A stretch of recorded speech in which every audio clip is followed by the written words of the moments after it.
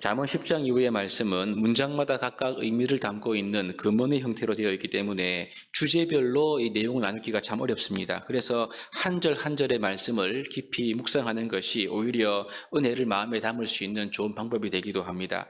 그러나 오늘 10장 이후에 이 금언의 형식으로 되어 있는 말씀들을 가리키는 큰 주제를 말해보라고 한다면 저는 의로운 생활이라고 생각하는데요. 하나님의 지혜를 얻으면 여호와를 경외하게 되고요. 여호와를 경외하게 되면 우리의 삶은 의로운 생활로 나아가게 되게 되어 있다. 이렇게 볼 수가 있습니다. 이것은 구약과 신약의 공통된 진리입니다. 예수 그리스도를 우리가 믿으면 하나님을 알게 되고 하나님을 즉 하나님을 경외하게 됩니다. 하나님을 사랑하게 되면 결국 복음에 합당한 생활로 나아가게 되면서 의로운 생활로 이어지게 되어 있습니다. 이것이 바로 성도들에게 주신 하나님의 큰 은혜입니다.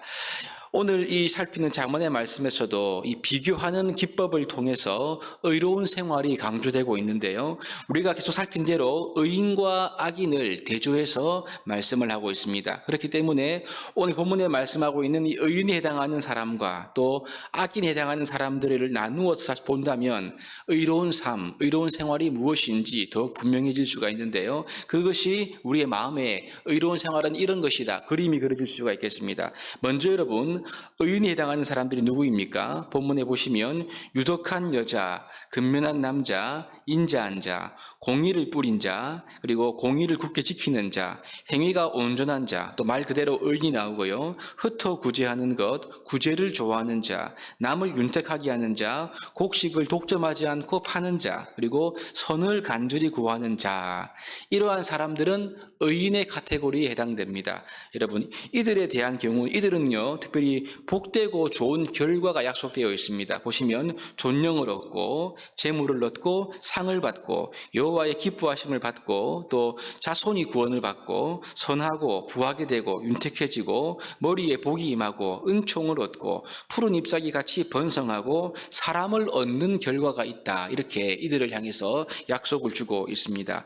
그럼 반대로 여러분, 악인은 어떤 사람들일까요? 악인은 보니까 잔인한 자, 말 그대로 악인, 그리고 악을 따르는 자, 마음이 굽은 자, 삼가지 아니하는 자, 과도히 아끼는 자, 곡식을 내놓지 아니하는 자, 악을 더듬어 찾는 자, 자기의 재물을 의지하는 자, 자기 집을 해롭게 하는 자, 미련한 자, 이렇게 말하고 있습니다. 이러한 사람들은 다 악인의 카테고리에 해당됩니다.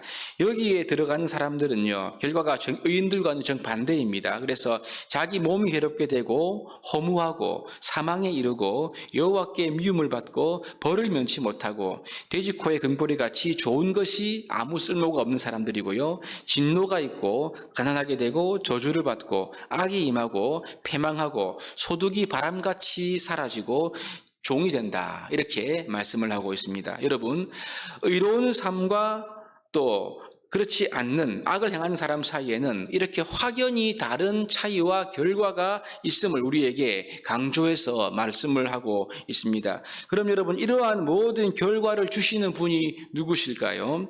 그것은 바로 여호와 하나님입니다. 그래서 10장 이후에 이렇게 일반적인 내용을 기록하는 금원에서도 보면 간간히 여호와라는 단어가 나오는데요. 오늘 본문의 20절이 해당됩니다. 20절을 보시면 마음이 굽은 자는 여호와께 미움을 받아도 행위가 온전한 자는 여호와 그의 기뻐하심을 받느니라. 이렇게 말씀하죠.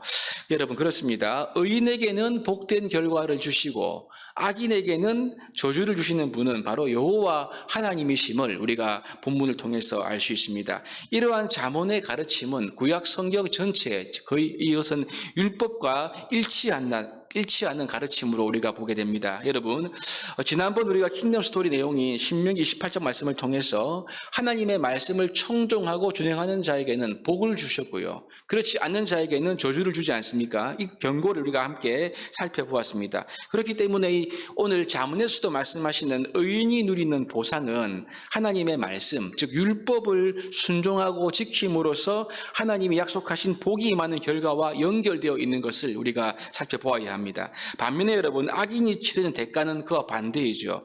하나님의 말씀에 불순종하고 하나님을 청종하지 않았기 때문에 임하는 저주가 악인에게 임하는 저주입니다. 그러니 여러분, 의인과 악인에게 임하는 이러한 결과는 하나님의 말씀을 준행하느냐 그렇지 않느냐, 사실 여기에서부터 갈라지게 된다는 것을 우리가 알 수 있습니다. 그럼 여러분, 이 의인들이 따르고 준행하는 하나님의 말씀, 율법의 정신이 무엇일까요? 그것은 하나님 사랑, 이웃 사랑이 아닙니까? 특별히 오늘 본문 잠언에서는요, 악인의 특징, 이 의인의 생활로서 이웃 사랑을 전제로 한 실질적인 잠언들임을 우리가 알 수 있습니다.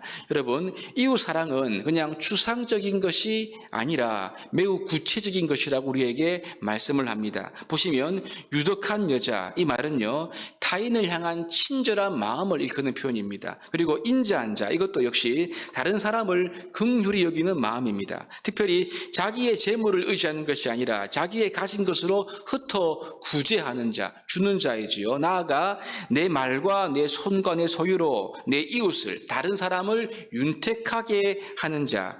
이 모든 말씀은 공통적으로 이웃 사랑의 구체적인 표현으로 우리가 보게 됩니다. 이것이 곧 의인의 모습이고 의로운 생활이다라는 것입니다. 여러분, 주를 믿는 우리들은요, 하나님의 지혜이신 예수 그리스도를 소유한 자들입니다.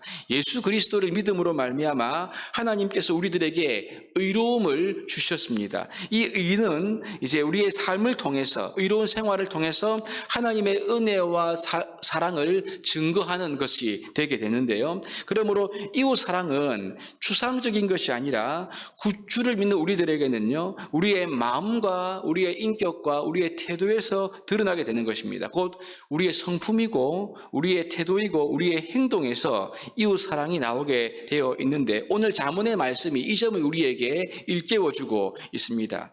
나는 다른 사람들에게 친절한가? 나는 다른 사람들을 긍휼히 여기는 마음이 내게 있는가?